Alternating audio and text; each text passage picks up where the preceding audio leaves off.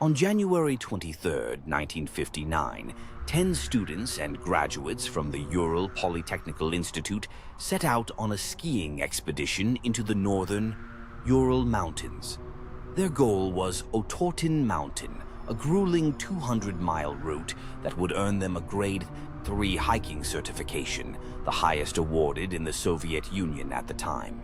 The group was led by 23-year-old Igor Dyatlov, an experienced outdoorsman known for his careful planning. One member, Yuri Yudin, turned back early due to knee pain. That decision saved his life. He would spend the rest of his own life trying to understand why it didn't save the others. The remaining 9 hikers continued on. They were experienced, they were prepared, and by February 2nd, they had vanished. The plan was simple. Reach Otorten, then send a telegram once they returned to the nearby town of Izai, expected around February 12th. When that date came and went with no word, no one panicked right away. Delays were common on routes like this. But as days passed, family members began to worry, and by February 20th, search parties, volunteers, and military units were dispatched into the mountains. What they found, when they finally found it, didn't make sense. On February 26th, searchers located the group's tent on the slope of a mountain the local Mansi people called Kholat Sayakal. In their language, it roughly translates to Dead Mountain. The tent was still standing, half buried in snow, but it had been cut open from the inside, slashed, not unzipped. Inside, searchers found neat rows of boots, jackets, and supplies. Everything you'd need to survive a night in sub-zero temperatures was left behind. Footprints led away from the tent, down the slope, made by people wearing only socks, a single shoe, or bare feet.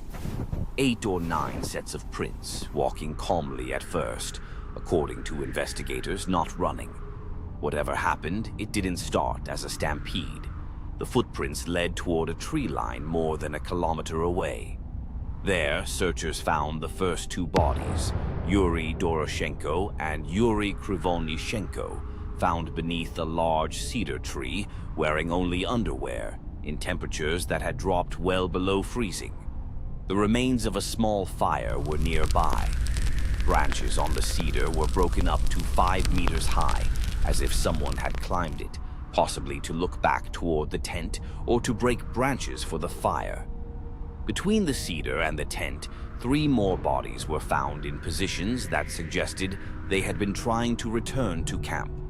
Igor Dyatlov himself was found facing uphill, as if walking back toward the tent when he died.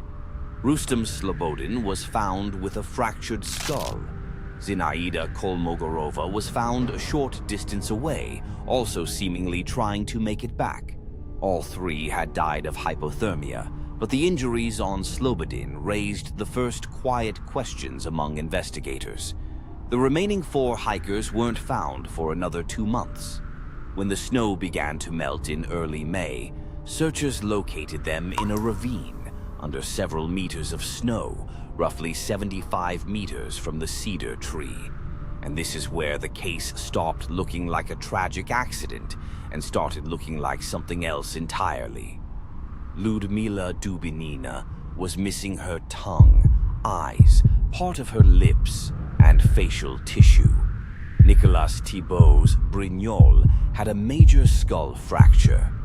Both Dubinina and Alexander Zolotaryov had massive chest fractures, the kind of force, according to the medical examiner, comparable to a car crash. And yet, there were no external wounds, no broken skin where the bones beneath had shattered. The force that crushed their ribs left no mark on their bodies. Some of the group's clothing was also found to be radioactive, a detail that wouldn't be widely discussed for years. And one of the women, Dubinina, was found wearing clothing cut from Krivonychenko's burned and discarded garments, suggesting that at some point, survivors were stripping clothes from the dead or dying to keep the living warm just a little longer. The Soviet investigation into the deaths was opened and closed within a few months. The official conclusion was vague. The hikers died because of, quote, a compelling natural force. No further explanation was given. The case files were sealed and sent to a secret archive, not to be reopened for decades. In the years since, theory after theory has tried to fill that silence.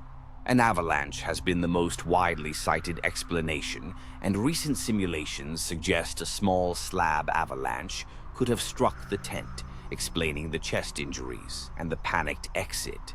But critics point out that the snow on the slope showed no clear avalanche debris when searchers arrived weeks later, and the injuries to Dubinina and Zolotaryov, including the missing soft tissue, are difficult to attribute to snow alone.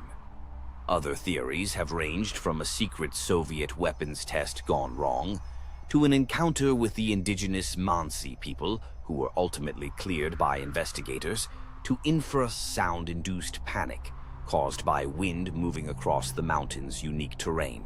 Some have even pointed to the radioactive clothing as evidence of a cover-up involving nuclear material, since at least one member of the group, Zolotaryov, had worked at facilities connected to Soviet nuclear projects. What we know for certain is this: 9 people, all of them experienced, all of them prepared for harsh conditions, made the decision to cut their way out of a secure tent and walk into a blizzard without proper clothing. Something frightened them enough or hurt them badly enough that staying inside was worse than the cold outside. And whatever that something was, it left injuries that, to this day, no single theory accounts for completely.